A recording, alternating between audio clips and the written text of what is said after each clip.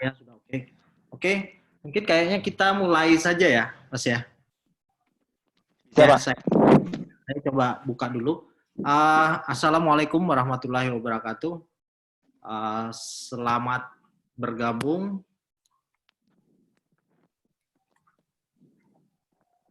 Assalamualaikum warahmatullahi wabarakatuh. Selamat bergabung kawan-kawan semua di acara webinar dan donasi Setara Borneo Foundation. Ini adalah season yang kedua, artinya di minggu yang kedua. Sebelumnya kita sudah laksanakan 1 minggu, dan di season yang kedua ini adalah pemateri yang ketiga. Materi kali ini adalah disampaikan oleh Mas Made Kevin Bratawisnu dari Telkom Regional Kalimantan Selatan. Nah, hari ini kita akan berbagi skill atau knowledge ya, pengetahuan tentang social network analysis for brand awareness. Nah, apakah itu dan kayaknya menarik social network analysis ya. Mungkin kita hari ini akan belajar, kita dengarkan bersama bagaimana materi ini disampaikan oleh Mas Kevin. Waktu dan tempat kami silahkan kepada Mas Kevin untuk menyampaikan materinya. Terima kasih, Mas Riza. Terima kasih atas kesempatan diberikan. Perkenalkan, nama saya Made Kevin Bratawisnu dari Telkom Kalsel. Pada kesempatan hari ini, saya coba membawakan mengenai social network analysis for brand awareness. Nah, selamat datang di era digital. Pada era ini, apakah hanya uang yang menjadi sumber penggerak pada bisnis? Nah, tidak hanya uang yang akan menjadi penggerak dalam bisnis. Salah satu hal yang dapat menggerakkan bisnis pada era ini adalah data. Karena ada yang mengatakan bahwasannya data is the new oil. Kenapa bisa dikatakan data is the new oil? Karena saat ini, di era ini, kita nggak akan bisa melakukan analisa tanpa ada data. Di mana data itu bisa menjadi kunci penggerak dalam bisnis. Di era yang tidak menentu ini, data tersebar banyak di semua media. Data itu sendiri merupakan ada data yang tidak terstruktur maupun data yang terstruktur. Pada hari ini, saya akan mencoba menganalisa data yang tidak terstruktur. Untuk sumbernya dari mana?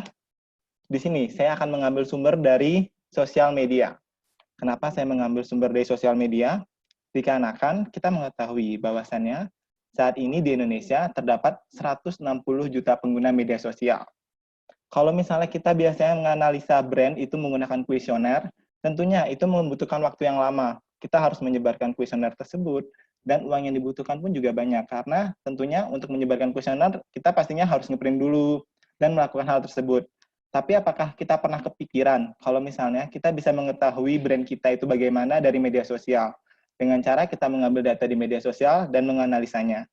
Nah, di sini saya mencoba menggunakan tools yang dinamakan social network analysis. Sebenarnya tools yang digunakan untuk menganalisa data di media sosial itu banyak.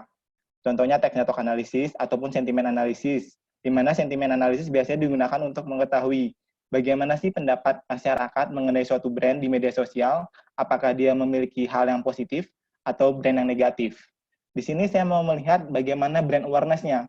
Artinya, bagaimana orang-orang, apakah orang tahu mengenai brand tersebut di media sosial, ataupun tingkat kewaspadaan masyarakat terkait brand tersebut di media sosial. Di sini saya mengambil case study-nya itu Telkom Indonesia, dengan data yang saya crawling itu di media sosial Twitter pada seminggu terakhir. Nah, sebelumnya saya akan menjelaskan dulu mengenai social network analysis, di mana social network analysis itu sendiri merupakan suatu pemodelan interaksi yang terjadi di media sosial, di mana di sini ada beberapa hal yang penting. Ada dua komponen utama, yaitu adalah nodes dan link, di mana nodes-nya sendiri adalah aktor, sedangkan link-nya sendiri adalah interaksi yang terjadi di media sosial antar aktor. Nah, di sini kalau misalnya nanti ada yang bingung, bisa dikumpulin dulu pertanyaannya, nanti ditanyakan di akhir. Nah, pemodelan jaringan sosial ini berguna untuk apa? Untuk kita bisa memetakan bagaimana interaksi yang terjadi di media sosial mengenai suatu topik.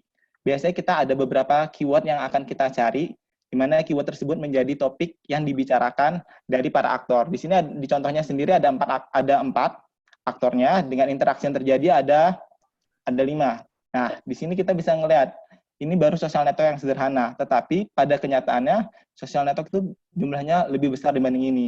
Karena nggak mungkin ada interaksi yang kecil di media sosial, karena di media sosial sendiri penggunanya juga sudah banyak. Nah, contoh social network biasanya itu digunakan untuk apa aja? Pertama, untuk knowledge management and collaboration. Di sini biasanya digunakan untuk pengambilan keputusan strategis antar tim. Selanjutnya adalah human resource untuk team building analysis ataupun key opinion. Key opinion sendiri ini biasanya digunakan untuk kita mengetahui siapa sih leader dalam grup tersebut, siapa sih yang menjadi pemeran kunci sehingga bisa menyebarkan informasi dalam suatu grup dengan lebih cepat dan efektif. Dan untuk sales and marketing, kita bisa menggunakannya untuk brand analysis.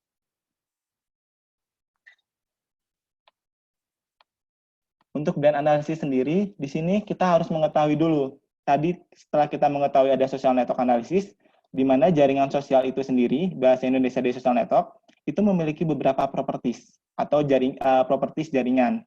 Nah, properti jaringan sendiri itu ada beberapa. Di sini saya hanya memasukkan 4. Yang pertama ada size.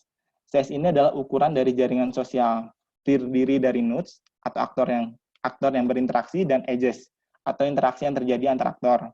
Selanjutnya ada juga average degree atau hubungan rata-rata aktor dalam sebuah jaringan sosial.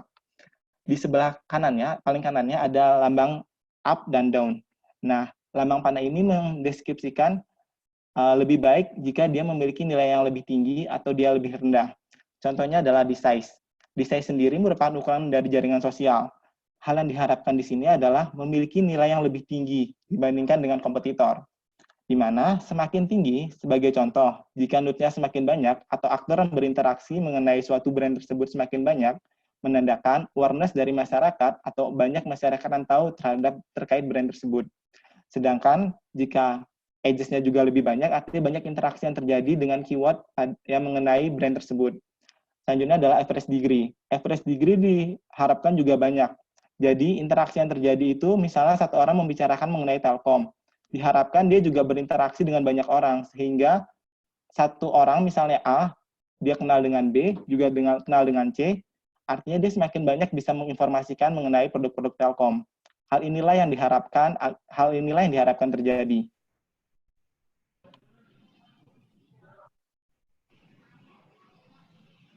Selanjutnya juga ada average degree, selanjutnya ada juga diameter. Nah, diameter ini adalah jarak antar dua aktor terjauh. Semakin jauh jaraknya, tentunya ini yang tidak diharapkan. Karena apa? Karena ini akan memperlambat proses informasi yang beredar dalam jaringan sosial tersebut. Sebagai contoh, jika ada aktor A, untuk berhubungan dengan aktor Telkom Indonesia, dia harus melalui B dan C. Nah, ini artinya jaraknya ada 3. Dia harus melalui B, C, baru ke Telkom Indonesia. Hal inilah yang tidak diharapkan. Hal yang diharapkan adalah ketika A bisa langsung berkomunikasi dengan Telkom Indonesia di media sosial itu sendiri. Selanjutnya adalah average path length, sama juga menghitung jarak, bedanya dia hanya menghitung jarak rata-rata antar nodes. Jadi jaringan sosial nanti dihitung jarak yang dilakukan oleh satu aktor terkait ke Telkom Indonesia.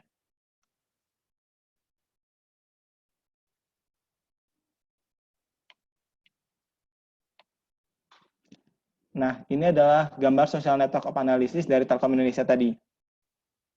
Bisa dilihat di sini, di mana pusatnya, sentralnya adalah Telkom Indonesia. Kenapa dia bisa menjadi sentral?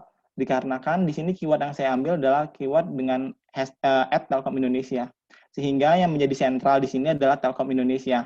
Di mana terdapat beberapa aktor yang berinteraksi dengan Telkom Indonesia, bisa dilihat di sini. Aktornya itu adalah yang lingkaran-lingkaran, sedangkan garis-garisnya itu adalah interaksi yang terjadi. Kenapa warnanya banyak? Di sini ada modularity atau kelompok-kelompok yang terbentuk. Misalnya yang merah ini terbentuk karena dia ada percakapan mengenai produk langsung Telkom Indonesia ataupun komentar-komentar mengenai Telkom Indonesia. Selanjutnya yang biru ini berkaitan dengan Telkom University dan hal lain sebagainya yang terbentuk menjadi kelompok-kelompok tertentu. Tetapi di sini saya lebih memfokuskan mengenai properti jaringannya karena kita akan melihat bagaimana sih brand Telkom Indonesia khususnya di media sosial Twitter menggunakan social network analysis. Di sini kita bisa melihat ada beberapa properti jaringan. Yang pertama adalah size-nya, yaitu di sini size-nya, nodes-nya, ada 369. Jadi kemarin itu saya mengambil datanya ini sendiri selama semingguan di Twitter. Artinya ada 369 aktor yang berinteraksi mengenai Telkom Indonesia di media sosial Twitter tersendiri. Sedangkan interaksi yang terjadi sebanyak 575 interaksi. Dengan average degree-nya yaitu adalah 3,17. Menandakan rata-rata tiap aktor ini mempunyai 3 hubungan yang berkaitan dengan Telkom Indonesia. Jadi dia mempunyai 3 interaksi yang terjadi dengan Telkom Indonesia.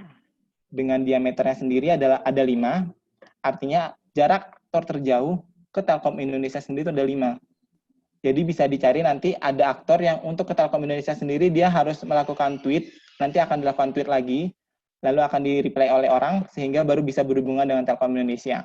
Sehingga jaraknya menjadi 5. Dan yang terakhir adalah average path length, di mana average path length ini sendiri adalah rata-rata jarak yang dimiliki satu aktor. Jadi jarak yang berhubungan di antara aktor tersebut sebanyak 2,38. Untuk melakukan suatu hubungan analisis sendiri sebenarnya harus dilakukan perbandingan. Di sini saya hanya mengambil tentang Telkom Indonesia karena sifatnya juga di sini karena saya staf dari Telkom Indonesia, jadi kita bisa ngeliat di sini. Harusnya dilakukan perbandingan dengan brand-brand lain seperti Excel Axiata kalau kita mau menganalisis tentang Telkomsel ataupun sebagainya. Nah, akhir kata saya mengucapkan, without data, you are just another person with an opinion. Selanjutnya sesi tanya jawab, Mas Riza. Oke, menarik sekali materi yang disampaikan, yaitu bagaimana kita menggunakan tool-tool yang sudah tersedia ya untuk melakukan analisis berdasarkan data. Ya, kita tahu sendiri bahwa saat ini data itu sangat berharga ya. Jadi data itu menjadi sebuah komoditas yang nilainya itu lebih berharga dari apa tadi? Oil gitu, Mas ya. Ya, Mas. Ya. Oke, kawan-kawan mungkin ada yang ingin bertanya secara langsung nih, mumpung ada ahlinya. Artinya bagaimana menganalisa sebuah brand gitu ya, melakukan sosial analisis terhadap brand atau merek dari startup kawan-kawan. Oke, mungkin kalau kawan masih belum menyiapkan pertanyaan, mungkin saya dulu nih, Pak. Tadi kan disampaikan ada banyak tool ya. Ada banyak tool yang bisa digunakan untuk melakukan analisis. Bisa dijelaskan, Pak, secara spesifik itu tool apa aja gitu yang bisa dipakai? Ya. Sebenarnya sih di sini lebih ke metode ya, Mas. Karena kalau tools itu sebenarnya anggapan saya itu adalah IT tools-nya. Sedangkan kalau di sini metodenya ada banyak. Contohnya adalah social network analysis yang telah saya jelaskan. Nanti ada juga tentang sentimen analisis. Kalau sentimen analisis sendiri itu lebih ke bagaimana kita mengetahui pendapat orang di media sosial. Jadi kita crawling datanya atau mengambil datanya mengenai pendapat orang. Misalnya dia mengungkapkan Telkom Indonesia internetnya cepat, jadi dia positif. Habis itu Telkom Indonesia kenapa IndiHome-nya gangguan itu masuk ke negatif. Nanti kita hitung berapa banyak yang mengucapkan positif dan berapa banyak yang mengungkapkan negatif. Itu sentimen analisis. Selanjutnya text network analysis. Kalau text network analysis itu sendiri, kalau di media sosial, tujuannya adalah untuk merangkum percakapan. Kenapa sih kita harus merangkum percakapan? Karena kita ingin mengetahui apa saja sih kata-kata yang membentuk suatu pendapat, argumen mengenai Telkom Indonesia. Sedangkan kalau toolsnya sendiri, di sini saya menggunakan beberapa IT tools. Contohnya adalah di sini, kalau untuk nge-crawling datanya sendiri, saya menggunakan Python. Bisa juga sebenarnya pakai RStudio. Sedangkan untuk pemodelan di social network ini sendiri, saya pakai GP. Cuma kalau misalnya untuk yang mudah, bisa menggunakan Netlytic nanti. Jadi kalau misalnya ada rekan-rekan yang mau menganalisa dengan cepat tentang suatu produk atau brandnya, bisa menggunakan Netlytic langsung ada websitenya, dan itu juga gratis. Oh, di website gitu ya? Jadi tinggal mengunjungi saja, masukkan data gitu bisa ya? Iya. Ya, oke. Kayaknya ada yang tanya tadi dari Mas Niko duluan kayaknya.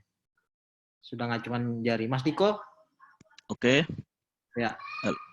Mau tanya sih, kalau misalkan kita mau rilis produk ataupun startup, itu kan kita pastinya mengambil sampel data dulu atau jejak pendapat dari calon user atau biasanya disebut validasi market gitu kan. Iya. Nah, kalau dari social network analysis sendiri, metode apa yang cocok kira-kira untuk digunakan untuk pra startup yang ingin rilis gitu, Bang? Ya. Sebenarnya kalau untuk social network analysis sendiri ini adalah untuk ngeliat brand yang besar. Tapi kalau misalnya untuk pra startup itu startup, di sini saya menyarankan menggunakan text network analysis. Kenapa? Di sini kita sebagai contoh misalnya dia startupnya di bidang transportasi. Kita ngelihat dulu kata-kata apa sih yang berhubungan dengan Gojek ataupun Grab. Jadi kita harus tahu dulu keywordnya apa yang berkaitan dan yang paling banyak dibicarakan oleh konsumen. Jadi tujuannya adalah ketika kita tahu di text network analysis itu apa sih kata-kata yang berhubungan mengenai Gojek, apa sih kata-kata yang berhubungan dengan Grab, itu kita bisa analisa apa sih kelemahan dari Gojek, apa sih kelemahan dari Grab, sehingga kita tahu nanti maunya kita seperti apa ke depannya startupnya dari hasil tersebut. Sedangkan kalau untuk social network analysis sendiri ini sebenarnya untuk lebih ke brand kita. Bagaimana brand kita itu besar atau enggak. Khususnya nih kalau misalnya sudah banyak yang membicarakan brand kita di media sosial. Kalau sudah banyak yang membicarakan, kita bisa menganalisa ini dengan mengetahui seberapa banyak sih potensi kita. Di sini juga sebenarnya bisa dimasukkan lokasi. Jadi nanti warna-warna ini akan mengarah ke lokasi. Misalnya warna merah ini di Jakarta, warna biru di Bandung, dan warna pink ini di daerah Bali gitu misalnya, Mas. Boleh tahu Bang tadi software yang untuk diagram ini pakai software apa ya? Kalau untuk pemodelannya, ini namanya pemodelan jaringan sosial, saya menggunakannya GP. Kalau misalnya mau untuk yang crawling datanya tadi udah saya jelaskan ada pakai Python ataupun RStudio. Sedangkan untuk yang langsungnya, yang free-nya, tapi kalau free itu kalau nggak salah cuma bisa ngambilnya 1000 data, itu bisa menggunakan Netlify, Mas. Netlify ya? Iya, kalau mau yang cepatnya. Jadi bisa langsung dibentuk seperti ini. Kalau misalnya GP harus dibersihkan dulu datanya, di data cleansing, baru bisa.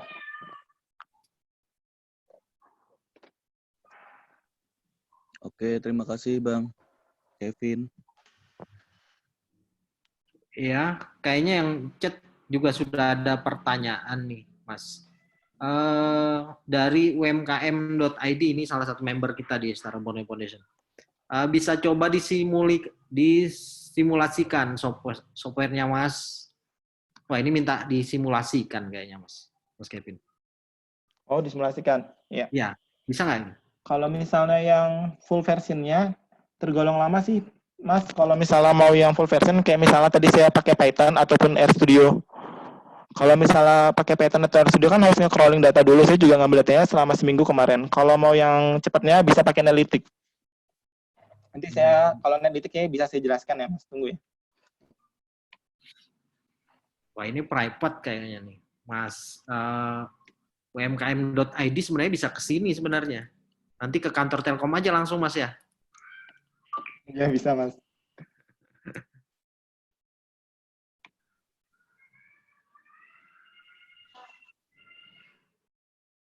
Oke, tapi untuk kawan-kawan semua, kayaknya Mas Kevin akan coba lah.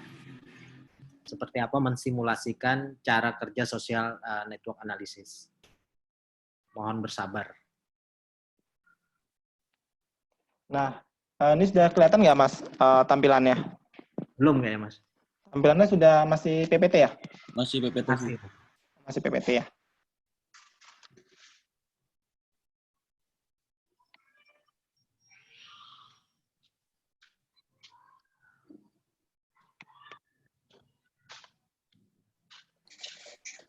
Oh ya. Sudah berubah? Ya. Nah, ini sudah berubah ya. Jadi tadi kan kalau misalnya ini yang versi free. Jadi kalau versi free sendiri ini ada keterbatasannya, yaitu 1000 most recent tweet. Ini keterbatasannya. Kalau misalnya versi yang nggak free itu, ini bisa dijadiin berbayar.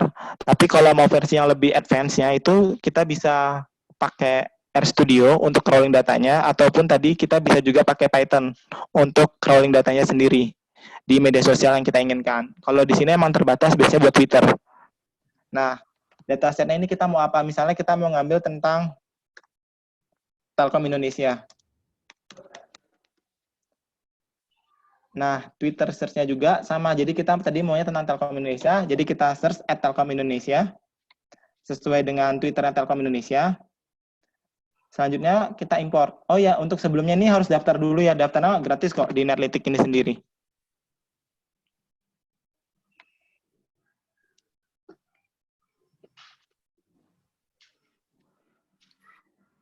lalu tunggu sudah dapat datanya 1000. Kalau misalnya ini kelemahannya karena dia yang free-nya, jadi cuma maksimal datanya 1000, emang lebih cepat kita nge-crawling datanya. Cuma jadinya kan kita nggak bisa nge-crawling secara keseluruhan. Biasanya kalau kita ingin semua data selama seminggu penuh, itu biasanya datanya lebih dari 1000 tweets-nya.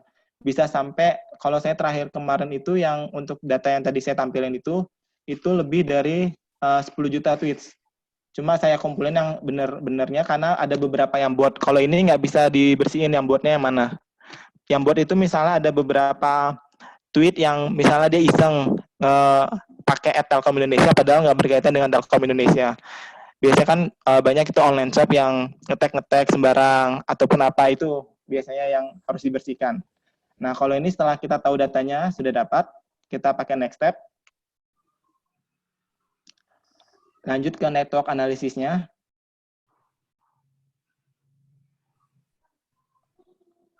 Lanjut ke analyze-nya. Habis itu kita bisa memvisualisasikan.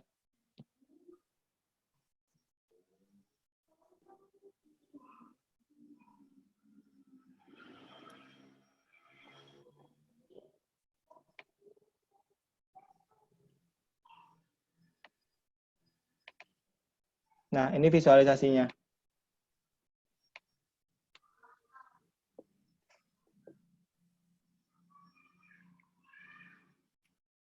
Kelemahannya juga kalau yang ini kita nggak bisa membaginya berdasarkan lokasi. Jadi klasternya itu terbentuk berdasarkan kemiripan dari user itu sendiri. Kalau misalnya yang versi free ini.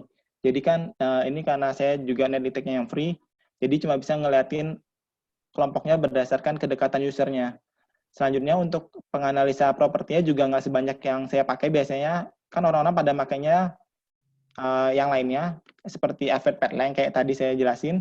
Di sini makanya diameter sama density dan modularity-nya.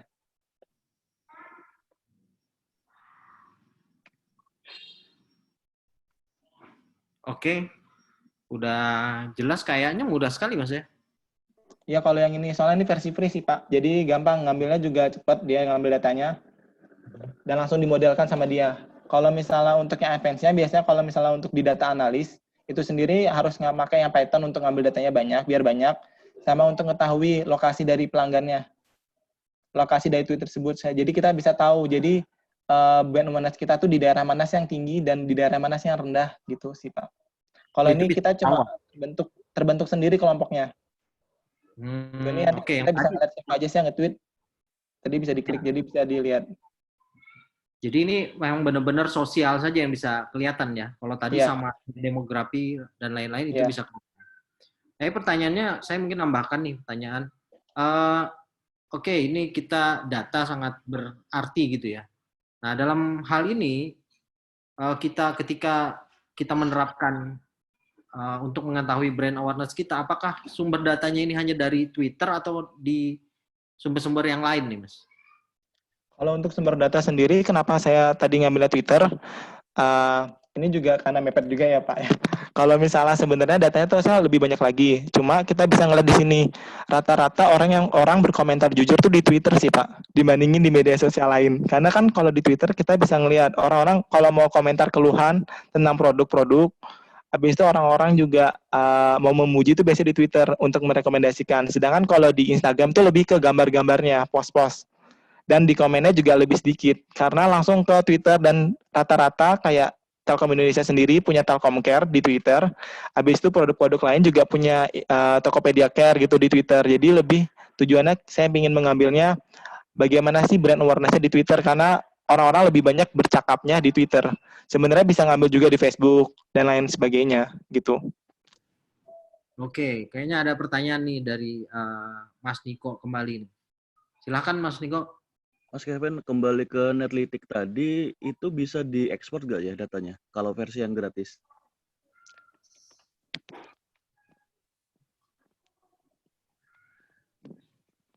Bisa Mas, kalau di ekspornya nanti ada 3 tipe. Biasanya ada yang CSV, ada yang GP juga. Kalau GP kan nanti bisa diolah lagi di GP. Oh. Kalau mau dimasukkan ke Python yang mana ya? Oh, kalau Python itu ngambil datanya Mas. Kalau saya biasanya. Jadi kalau kan tadi tuh Python tuh ngambil datanya, crawling datanya. Kalau ini datanya sudah diambil, jadi kayak gini, Mas.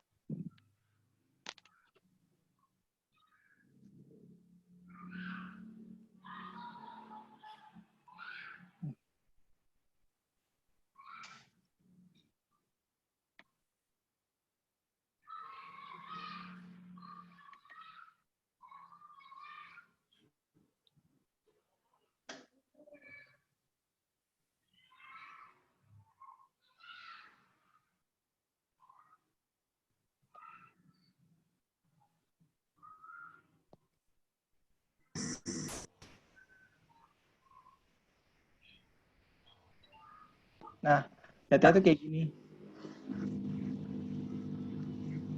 Kalau data yang tadi di crawling, jadi kalau misalnya nanti saya pakai Python, sama juga ngambil data yang kayak gini dengan hashtagnya Telkom Indonesia di media sosial Twitter ataupun Instagram ataupun Facebook. Kalau ini khusus di Twitter, kalau Netlytics, karena dia nggak punya API yang menghubungkan ke Instagram kalau nggak salah. Nah, kalau ini jadi bisa ngelihat tadi dia yang RT-nya siapa, mention-nya siapa, ke Telkom Indonesia ini data mentahnya, baru tadi diolah menjadi social network, di visualisasinya di network analisisnya, itu. Kalau Python sama RStudio itu, tadi tujuannya adalah ngambil datanya.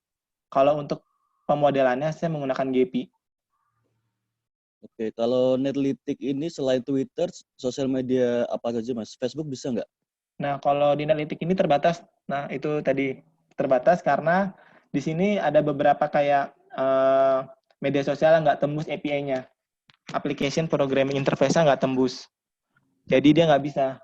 Saya udah nyoba juga kalau yang ini karena juga ini versi gratis, nggak tahu kalau versi yang berbayarnya. Kalau saya jadinya kalau mau ngambil data biasanya emang pakai Python ataupun RStudio dengan codingan-codingan tertentu juga. Gitu sih, Mas. Oke, terima kasih Mas Kevin.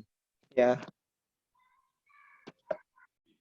Oke, menarik sekali ya bagi kawan-kawan yang sudah punya startup, yang sudah punya brand, ingin melihat bagaimana persepsi orang lain terhadap brand yang kita miliki, bagaimana persepsi publik terhadap value dari brand kita, itu silahkan pada hari ini kita bisa langsung tanya nih ke Mas Kevin, apa dan bagaimana cara mengimplementasikan social network analysis for brand awareness ini. Nah, kira-kira startup cocok nggak untuk menerapkan ini tadi, Mas? Tadi kan ada yang mudah memang, nah, tapi kita lihat juga hasilnya mungkin biasa gitu kan, tidak bisa memberi gambaran yang lebih luas. Tapi ada yang sudah advance. Cuma ini kan dibutuhkan skill, pengetahuan. Kalau startup harus hire orang kan itu akan menjadi cost lagi. Nah, kira-kira sepenting apa posisi ini untuk sebuah startup? Kalau startup sendiri ini bisa memanfaatkan tadi ada network analisis, ada juga yang text network analisis. Tapi emang kalau menggunakan Netlytics itu sendiri, jadi juga kita harus memfilternya sendiri. Jadi ada kata-kata, misalnya kata yang itu juga masuk ke network analisis, ke text network analisis. Jadi selain tadi kita social network, kita juga mendapatkan data mentah kan, Pak? Nah, data mentah itu sendiri tuh bisa kita olah. Jadi kita tahu gimana sih brand ini di mata masyarakat. Jadi kita nggak usah capek-capek ngelihat satu-satu tweet tentang Gojek atau tentang Grab kalau misalnya kita mau buat aplikasi atau startup berkaitan dengan transportasi. Jadi kita bisa ngelihat, oh jadi kalau Gojek itu kelemahannya ini, di banyak orang komentar tentang ini. Jadi ini harus kita perbaiki. Jadi lebih ke text network-nya nanti, ke hasil mentahnya, dibandingin ke social network-nya. Kalau social network emang rata-rata untuk yang brand sudah besar dan sering dibicarakan. Jadi kita mau membandingkan brand ini dengan brand lainnya di media sosial, Twitter khususnya, ataupun yang lainnya.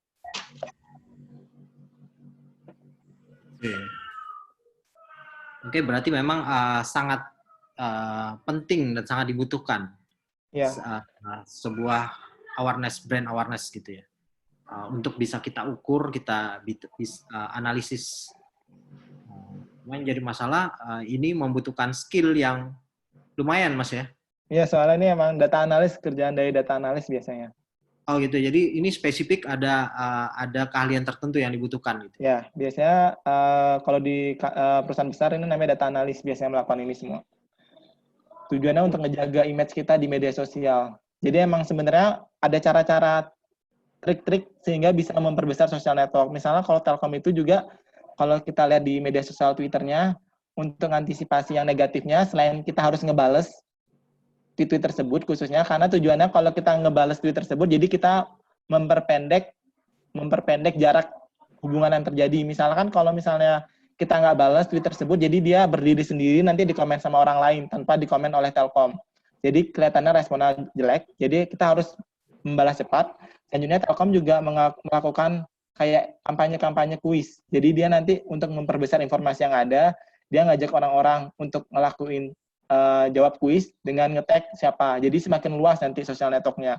Jadi orang-orang semakin kenal Telkom lebih luas lagi gitu sih sebenarnya kalau trik dari Telkom biasanya. Oh gitu ya, berarti udah dibuka nih sama Mas Kevin, salah satu triknya.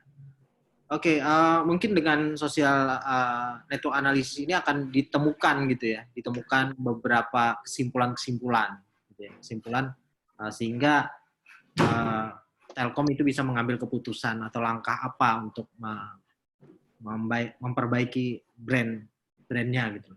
Nah, kira-kira bisa digambarkan, Mas, contohnya misalnya hari ini misalnya Telkom dapat hasil analisis yang misalnya negatif gitu. Ya. Itu biasanya gimana tuh untuk bisa mengembalikan keadaannya itu?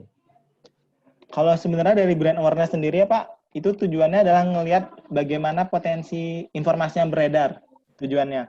Jadi sebenarnya kalau tadi untuk mengolah menjadi positif negatif itu sentimen analisis beda lagi. Jadi beda. Tujuan kita tuh yang penting orang-orang tahu tentang Telkom. Kalau di sini social network analisis. Jadi kalau social network analisis ada yang negatif pun, itu artinya orang itu setidaknya tahu tentang Telkom. Jadi ada aware terhadap Telkom walaupun aware-nya negatif nantinya. Jadi emang sebenarnya social network analisis ini bisa digabungkan dengan metode lainnya seperti sentimen analisis. Jadi kita tahu walaupun dia brandnya besar, tapi dia sentimen di media sosialnya negatif lebih banyak dibandingkan positifnya. Itu Pak tujuannya. Jadi kalau ini sendiri sebenarnya kalaupun nanti ada tweet yang negatif, akan dibalas oleh Telkom dan selesai permasalahannya untuk di segi awareness. Sedangkan kalau misalnya untuk kedepannya, untuk kita mengetahui sehingga dia mau menjadi positif, tentunya kan Telkom akan melakukan perbaikan. Misalnya ada gangguan, kita akan melakukan perbaikan, baru kita nanti akan bisa mendapatkan sentimen yang positif. Dengan konsumennya berterima kasih, biasa di media sosial itu sentimen analisis. Beda dengan social network analisis, yang tujuannya hanya melihat berapa besar sih pengetahuan orang di media sosial mengenai brand Telkom itu sendiri. Iya. Oke, menarik sekali ya. Berarti ya memang brand sebesar Telkom memiliki metode dan cara sendiri ya. Nah, Mas, terkait dengan kawan-kawan di sini adalah banyak pelaku startup, perusahaan rintisan yang baru gitu ya, baru berkembang. Kira-kira apa nih yang dimiliki oleh Telkom yang bisa dikolaborasikan dengan kawan-kawan di Setara Borneo Foundation?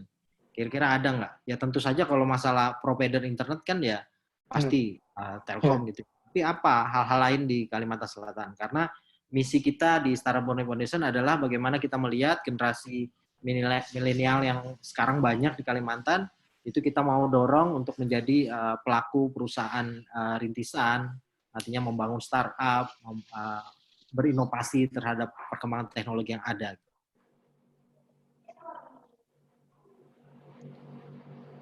Nah, kalau dari saya sendiri sih, dari segi Telkom itu sendiri kan, selain Telkom itu juga penyedia provider internet yang sudah tahu semuanya, di sini kita juga bisa sharing dengan officer-officer Telkom juga lumayan paham mengenai data analitik itu sendiri tadi. Jadi kita bisa membukakan insight bagaimana sih, bagaimana salah satu consumer validation, khususnya di media sosial. Jadi kita bisa tahu kira-kira target kita siapa, dengan cara tadi, mungkin bisa sharing dengan staff-staff Telkom yang juga sudah lumayan paham tentang IT, tentang data. Seperti itu sih Pak, kalau dari saya sendiri. Oh gitu ya. Ya. Kalau boleh tahu di Telkom juga ada divisi pengembangan software ya kayaknya ya? Oh kalau untuk di Witel nggak ada Pak. Oh di wilayah nggak ada ya? Iya. Ya, di pusat berarti ya? Iya Pak. Jadi begini, ada beberapa dari kita, kawan-kawan yang kadang setiap tahun itu mengikuti event inkubasi bisnis yang diadakan oleh Telkom. Kalau nggak salah Telkom itu namanya Indigo ya? Iya. Nah, Indigo. Nah, kadang-kadang ada pesan kawan-kawan yang tanya ke kami, kapan Indigo atau Telkom ini ngadakannya di Kalimantan gitu, atau di Banjarmasin lah. Kira-kira ada nggak? Bisa nggak kita aspirasi ini kita sampaikan ke Mas gitu untuk bisa diadakan semacam event kompetisi, kolaborasi, inkubasi, dan lain-lain. Nah, kalau itu sendiri sih Pak, kalau misalnya Indigo tuh biasanya juga digagas oleh Telkom Digital Volley ya Pak. Jadi itu sebenarnya emang cuma ada di beberapa kota, emang benar. Nah, kalau itu nanti mungkin bisa kerjasama dengan petinggi-petingginya si manajer-manajer saya gitu sih Pak. Iya. Ya. Oh, berarti regulasi di dalamnya ya, Iya. di internal Telkom. Ya mungkin bisa disampaikan Mas ke Ya. Pak manajernya, artinya kapan-kapan ya bikin di Banjarmasin lah atau di Kalimantan, karena Setara Borneo juga sekarang fokus, atau kita bisa berkolaborasi, kita bisa bikin itu di Kalimantan. Ya Pak, nanti saya sampaikan. Oke, kawan-kawan yang lain, apakah ada yang ingin tanyakan? Mumpung sekarang kita ini bersama dengan pihak PT Telkom Banjarmasin. Silahkan di chat atau acungkan tangan di kolom chat. Gitu ya.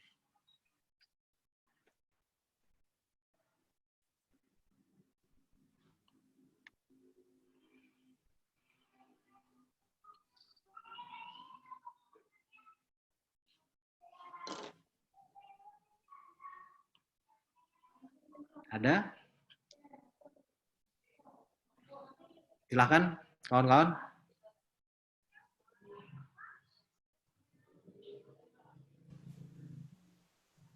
Ini ada dari umkm.id, Mas. Apa yang membedakan sosial analitik dengan Google Analytics?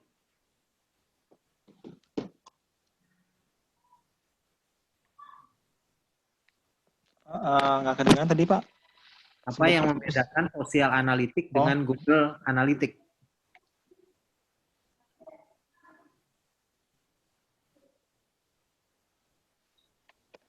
Ya. Apa yang membedakan antara Google Analytics dengan sosial network analytics ya? Nah, kalau Google Analytics itu sendiri, kalau sepemahaman saya, Google Analytics itu lebih ke kita ngelihatnya itu di SEO-nya atau Search Engine Optimization. Jadi kan kita ada beberapa engine optimization, ada dua, Search Engine Optimization sama Social Media Optimization. Di sini kita mau menggunakan yang mana dulu? Kalau kita menggunakan Search Engine Optimization, nanti kita berdasarkan biasa website ke website. Sedangkan di sini saya ingin memberikan insight bagaimana sih media sosial yang datanya lebih tidak terstruktur. Kan kalau orang di media sosial tuh kadang ngomongnya ada yang pakai emot, ada yang pakai gambar. Nah, itu bagaimana cara kita mengolahnya data-data yang tidak terstruktur itu sendiri. Ada juga yang pakai lokasi, ada yang nggak pakai lokasi. Nah, di sini tujuannya tadi social network analysis. Jadi perbedaannya kalau search engine tadi yang Google Analytics itu lebih ke search engine-nya, search engine optimization. Sedangkan kalau social network analysis ini lebih ke SMO, ke social media optimization-nya itu sendiri. Ya, jelas ya, Mas umkm.id. Lalu ada Mas Didin nih, mungkin bisa dimulai percakapan Twitter supaya Telkom ini juga ya, itu juga bagus. Mungkin juga bisa dibantu di media sosial Twitternya bisa mengungkapkan inspirasinya biar dibuka untuk di Telkom khususnya di Kalimantan Selatan, Telkom Indigo lombanya. Soalnya biasanya emang langsung di Jawa. Habis itu kalau misalnya tadi juga startup itu juga sebenarnya kita ada rumah kreatif BUMN, RKB itu juga bisa membantu startup. Ya. Kalau di Kalimantan Selatan tuh ada dua kalau nggak salah, HS sama HST. Oh gitu, ada ya? Ada. Jadi bisa didengar kawan-kawan yang ingin kalau Indigo mau diadakan di Banjarmasin nanti bisa langsung nge-tweet aja di Twitter ya, nanti di mention ke Telkom. Ya. Oke, tanya Mas, untuk Dilo di Banjarmasin apakah sudah ada? Kalau Dilo sendiri itu masih adanya di Balikpapan. Oh, Balikpapan. Ya. Banjarmasin itu belum? Belum, digital launch. Mungkin akan di launching kalau misalnya ada inspirasi-inspirasi yang pingin ada Dilo di Banjarmasin. Apa pertimbangannya berdirinya Dilo ini, Mas? Kalau digital launch sendiri itu sebenarnya pertimbangannya itu ngelihat dari pertama daerahnya sendiri. Biasanya emang daerahnya itu yang smart city biasanya. Mungkin jadi Balikpapan kan sudah pasti smart city. Nah, kedepannya mungkin juga dilihat dari keinginan dari masyarakatnya. Biasanya juga bisa mengajukan untuk pembangunan Dilo itu sendiri. Kan biasanya rata-rata yang ingin ada di Dilo itu biasanya startup. Ya.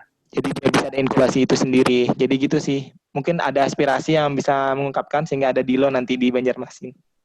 Oh, berarti kami kan sebuah lembaga yang mengayomi beberapa startup di Kalimantan ya. Sekarang kita fokus. Misalnya kita mengusulkan gitu ke Telkom untuk didirikan Dilo misalnya di Banjarmasin, itu kira-kira bisa nggak?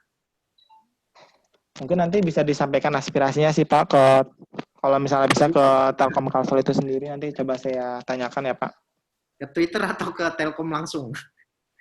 Telkom langsung aja ya? Iya sih Pak, Telkom kalau Dilo itu Pak. Lumayan salah Dilo itu. Iya keren sih, kayak di Balikpapan tuh kan keren. Iya. Oke, ini ada lagi dari Mas Didin. Terus sekarang Dilo baru ada Balikpapan. Kalau di Banjarmasin belum ada.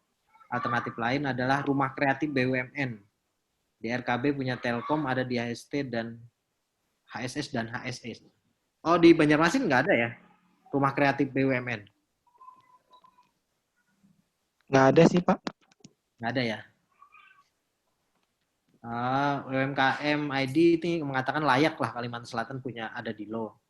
Tentunya untuk membangun Dilo diperlukan investasi yang tidak sedikit.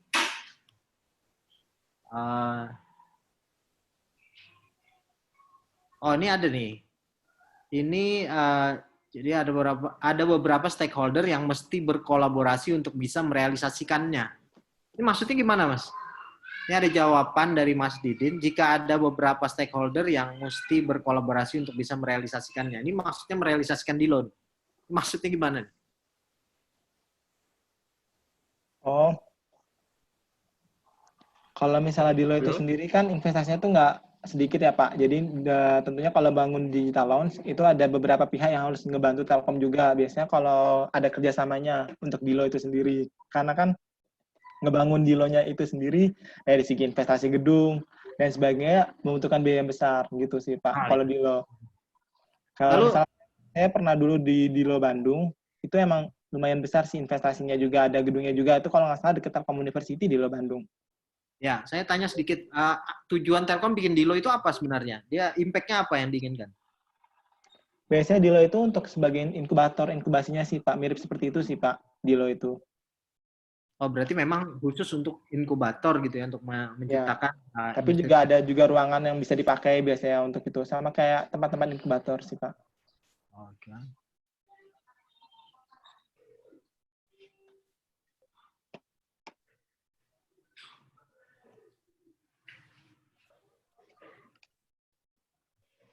Kayaknya harus ada kolaborasi, Pak Rosian. Oke. Menarik ya diskusi kita pada hari ini. Bagaimana Mas Kevin menggambarkan social network untuk melakukan analisis terhadap sebuah brand awareness. Tadi juga sudah digambarkan bagaimana didemonstrasikan bagaimana cara penggunaannya. Lalu juga kita sempat berdiskusi tentang bagaimana Telkom itu banyak memiliki program dan juga banyak memiliki lembaga-lembaga inkubasi. Ya mudah-mudahan ke depan Telkom Banjarmasin itu bisa mendirikan Dilo untuk kita semua. Jadi di Kalimantan itu cuma ada Balikpapan ya, Mas ya? Iya. Cuma ada di Balikpapan ya. Oke deh. Pak Didin dari Telkom ya? Iya, Pak Didin juga dari Telkom. Oh, Pak Didin kayaknya mau bicara juga. Oh, silakan Pak. Pak Didin, ya silakan. Ya, jadi tentang Dilo atau apapun itu ya, yang apa namanya, yang mau diberikan namanya gitu. Sebenarnya hal ini sudah pernah dibahas Pak antara Telkom dengan Bapeda. Waktu itu kita diundang, cuman yang hadir teman-teman dari Jakarta. Saya cuman di-share tentang hasilnya. Waktu itu eventnya adalah event Hari Pers Nasional. Ya. Jadi sempat teman-teman Bapeda Kalsel itu Kalsel ini kan dianggap sebagai gerbang dari ibu kota negara baru ya. Oh ya. kita pengennya sih waktu itu teman-teman Bapelda pengen bagaimana mewujudkan Kalsel seperti Silicon Valley gitu. Wah, keren itu. Iya, visinya sudah ke sana sebenarnya teman-teman di Pemprov gitu kan. Cuman kembali lagi membangun Silicon Valley itu kan tidak dalam waktu 1 malam, kemudian investasinya juga tidak sedikit gitu ya. Kalau Telkom sih sebenarnya kita akan mensupport dalam beberapa hal gitu. Tidak semuanya bisa kita tidak semuanya bisa kita 100% jadi ada di punggungnya Telkom gitu. Tentunya sektor itu terutama dari pemerintahan juga harus support. Oke lah, Telkom akan bantu untuk penyediaan bandwidth dan lain sebagainya. Tapi kayak gedung, kemudian mebler dan lain sebagainya, kemudian fasilitator di sana, tentunya kan harus dipikirkan gitu. Karena nggak mungkin kayak Dilo itu tanpa ada orang yang merawat gitu kan, ada mentornya. Nanti kita yang rawat, Pak.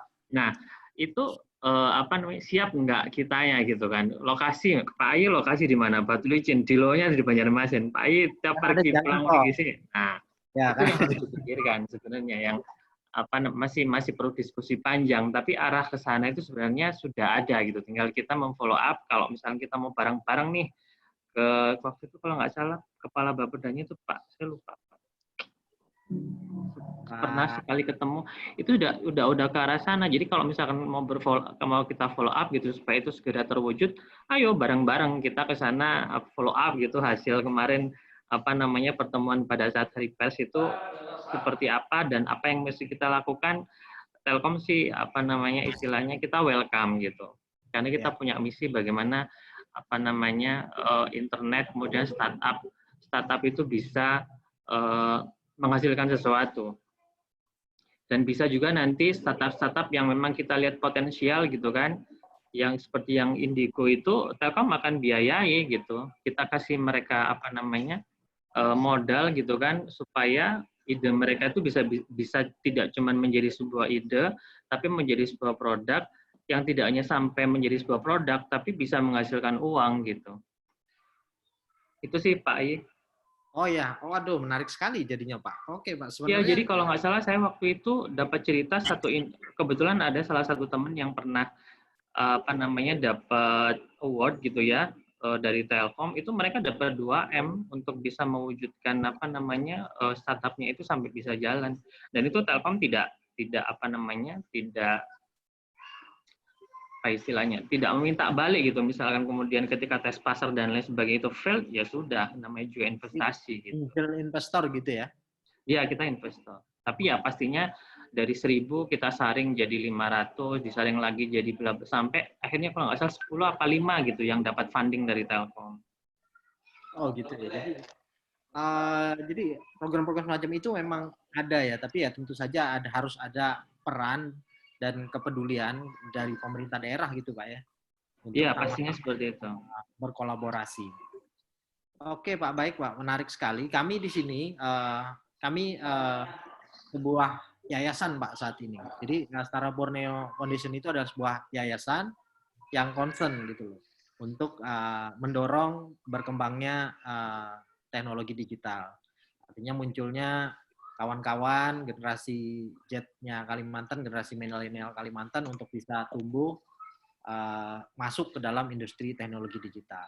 Dan kami juga masuk ke dalam pemerintahan. Kami juga kolaborasi dengan pemerintah Provinsi Kalimantan Selatan. Kita dorong pemerintah untuk melakukan transformasi digital. Nah, baru-baru ini kita membentuk sebuah lembaga ad hoc di pemerintah, namanya adalah komite startup Kalimantan Selatan. Dan mungkin ini satu-satunya komite yang ada di government di seluruh Indonesia. Jadi mungkin kita serius untuk mengawal bagaimana Kalimantan bisa maju industri teknologinya. Nah, tadi disampaikan oleh Pak Didin, program-program Telkom itu sangat menarik sekali. Kalau memang diperbolehkan, nanti kapan-kapan kita akan mengunjungi Telkom untuk bisa saling silaturahmi dan saling membangun hubungan kolaborasi, begitu Pak. Menarik sekali. Kita tunggu itu kunjungan dan lain sebagainya. Sementara juga nanti akan saya coba saya cari, saya arahkan gitu ya ke teman-teman di Jakarta yang memang dia concern untuk apa namanya terkait dengan pengembangan startup. Jadi salah satunya contoh kemarin yang saya apa namanya saya ketahui gitu kan, salah satu produk Telkom yang hasil dari startup itu namanya Smart Eye, Pak. Jadi Ya. yang apa nah itu salah satu yang berhasil kemudian produk, artinya inkubator kita yang berhasil kita apa namanya Masuk pasar gitu Pak ya. sampai akhirnya sekarang yang menggunakan ini cukup banyak gitu. Jadi untuk pembelajaran waktu itu kalau nggak salah beberapa yang saya lihat di Facebook itu dia sudah masuk ke beberapa pemerintahan maupun swasta, salah satunya untuk pelatihan tenaga medis ya kayak gitu-gitu Pak. Pakai Smart Eye yang pakai kayak kita virtual reality itu sangat meminimalisir waktu training, terutama kalau nggak salah waktu itu di industri farmasi Pak. Karena industri farmasi itu salah satunya mereka turnover apa namanya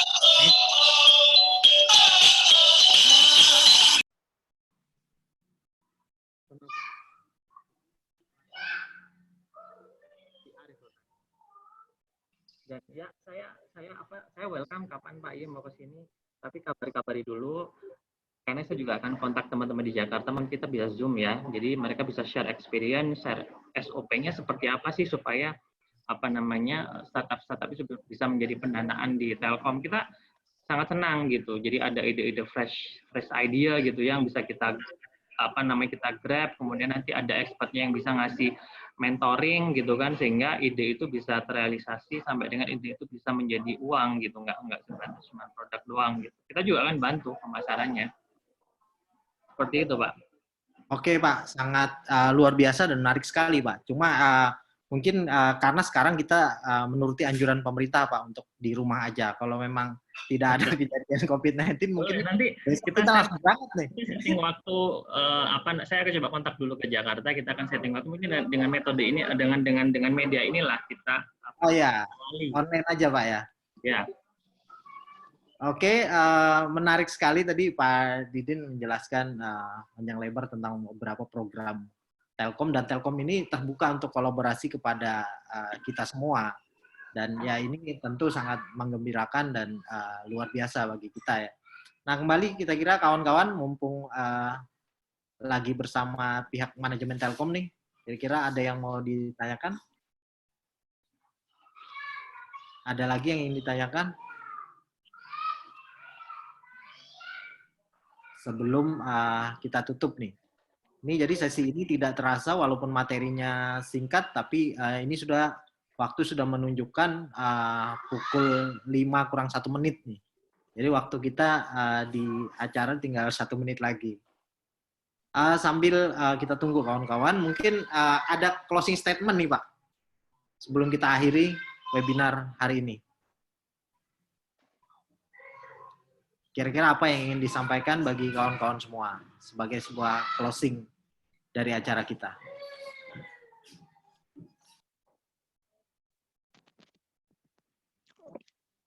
Dari siapa nih? Dari kamu lah, Vin. Oh udah. Kalau dari saya sendiri sih, mulai dari sekarang kita bisa memanfaatkan data lebih baik lagi ke depannya. Karena sudah banyak sumber data, banyak tools, di mana data tersebut juga merupakan sumber oil. Jadi ke depannya kita bisa memanfaatkan itu dengan metode-metode tersebut, sehingga bisa menghasilkan insight yang bagus untuk bisnis kita. Itu aja sih Pak, kalau dari saya.